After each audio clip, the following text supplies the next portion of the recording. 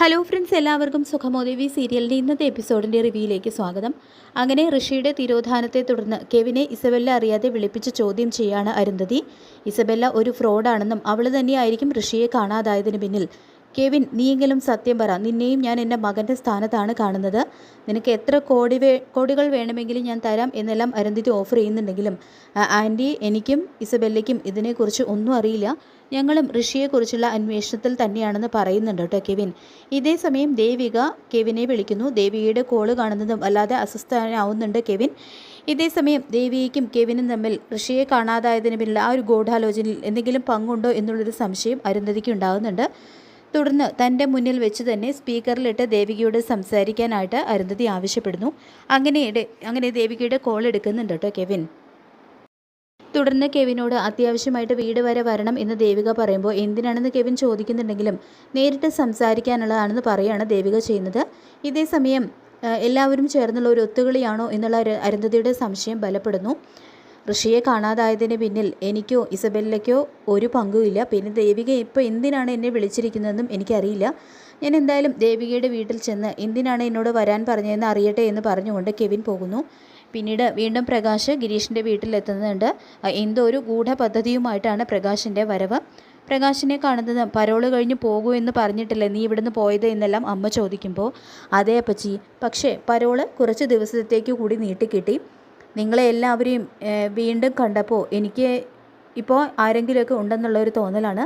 അതുകൊണ്ട് തിരിച്ചു പോകണം എന്നുള്ള തോന്നൽ പോലും ഇല്ല എന്ന് പറയുന്നുണ്ട് കേട്ടോ പ്രകാശ്. അപ്പോൾ രജനിയും അവിടേക്ക് വരുന്നുണ്ട്.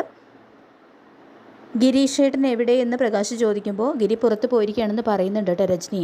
തുടർന്ന് നന്ദനെക്കുറിച്ച് എന്തെങ്കിലും വിവരം ഉണ്ടെന്നെല്ലാം ചോദിക്കുമ്പോൾ ഒരു വിവരവും ഇല്ല. ഇന്ന് അവൻ്റെ ജന്മദിനമാണ്.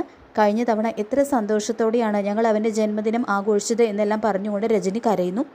ഇതേ സമയം ഗിരീഷ് വരുന്നുണ്ട്. അപ്പോൾ പ്രകാശിനെ കാണുന്നത് നീ എന്താ എവിടെയെന്ന് ചോദിക്കുമ്പോൾ ഒരു കടൻ വീട്ടാനാണ് വന്നതെന്നും ഇതിൽ നിങ്ങൾക്ക് എല്ലാവർക്കുള്ള കുറച്ച് ഡ്രസ്സുകളാണ്, ഓണമൊക്കെയല്ലേ വരാൻ പോകുന്നത്, ആ സമയത്ത് ഞാൻ മിക്കവാറും ജയിലിലായിരിക്കും. അപ്പോൾ എല്ലാവർക്കുള്ള ഓണക്കോടിയൊന്നും എനിക്ക് എടുത്തു തരാൻ കഴിയില്ല എന്ന് പറഞ്ഞുകൊണ്ട് ആ വീട്ടിൽ വീണ്ടും നുഴഞ്ഞു കയറാനുള്ള ഒരു ശ്രമം നടത്തുകയാണ് കേട്ടോ പ്രകാശ് ചെയ്യുന്നത്.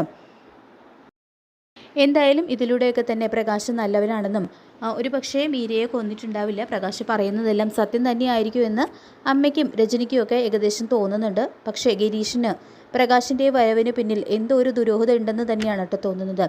പിന്നീട് കെവിൻ ദേവികയുടെ വീട്ടിലെത്തുന്നു. ദേവികയെ കാണുന്നതും എന്താ ദേവിക വരണമെന്ന് പറഞ്ഞെന്നെല്ലാം കെവിൻ ചോദിക്കുമ്പോൾ അതൊക്കെ പറയാം, കെവിൻ കയറിയിരിക്കുന്നു പറഞ്ഞുകൊണ്ട് അകത്തേക്ക് ക്ഷണിക്കുകയാണ് ദേവിക ചെയ്യുന്നത്.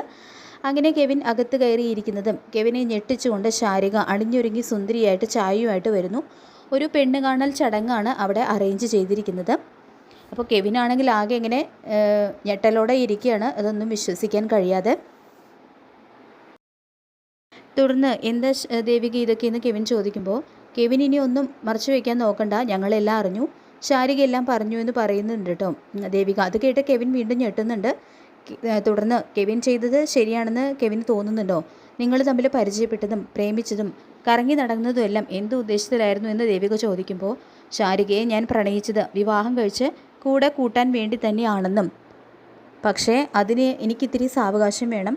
നന്ദൻ എൻ്റെ ഏറ്റവും അടുത്ത സുഹൃത്താണ്. അവനെക്കുറിച്ച് ഒരു വിവരവും ഇല്ലാത്ത ഈ ഒരു സമയത്ത് വിവാഹത്തെക്കുറിച്ചൊന്നും എനിക്ക് ചിന്തിക്കാൻ കഴിയില്ല എന്ന് പറയുമ്പോൾ തന്നെ കെവിൻ പറയുന്നത് കേട്ട് ശാരികയ്ക്കാണെങ്കിൽ ശരിക്കും ദേഷ്യം വന്നു പോവാണ് കേട്ടോ മനസ്സിൽ. അങ്ങനെ കെവിൻ പറയുന്നത് കേട്ട് ദേവികയും ശാരികയും അവരുടെ യഥാർത്ഥ ഉദ്ദേശം പുറത്തെടുക്കുന്നുണ്ട്. രാധയ്ക്കാണെങ്കിലും ദേഷ്യം അടക്കാനായിട്ട് കഴിയുന്നില്ല. കാരണം നന്ദൻമോനെ കൊടുക്കാൻ വേണ്ടിയിട്ട് ഈ നാടകത്തിന് തുടക്കം ഇട്ടത് തന്നെ ഈ കെവിനാണ്. ആ സമയത്താണ് നന്ദനെ കാണാനില്ല, ആ ഒരു വിഷമമുണ്ടെന്നൊക്കെ പറഞ്ഞുകൊണ്ട് കെവിൻ അവിടെ ഇരുന്ന് തകർത്ത് അഭിനയിക്കുന്നത്. തുടർന്ന് കെവിന് ഇനി നിൻ്റെ അഭിനയമൊന്നും ഞങ്ങളുടെ അടുത്ത് വേണ്ട, ഞങ്ങളെല്ലാം അറിഞ്ഞു കഴിഞ്ഞു, ഇനി പറ ഋഷിയെ നീയൊക്കെ കൂടി എവിടേക്കാണ് മാറ്റിയെന്ന് ചോദിക്കുമ്പോൾ അത് കേട്ട് അപ്രതീക്ഷിതമായിട്ടുള്ള ഒരു ചോദ്യം കേട്ട് ഞെട്ടി വിറച്ച് പോവുകയാണ് കേട്ടോ കെവിൻ.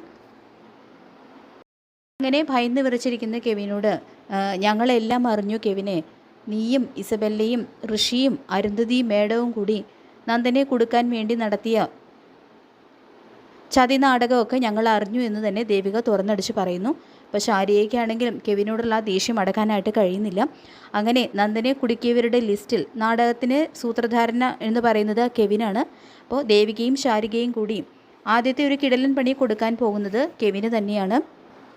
എന്തൊക്കെ പറഞ്ഞാലും ശാരികയോട് കെവിനുള്ളത് ആത്മാർത്ഥമായിട്ടുള്ള ഒരു പ്രണയം തന്നെയാണ്. അതുകൊണ്ട് തന്നെ കെവിൻ ശാരികയെ സ്വന്തമാക്കാൻ വേണ്ടിയിട്ട് ഇനി അവരുടെ കൂടെ നിൽക്കാനായിട്ട് പോകുന്നത്.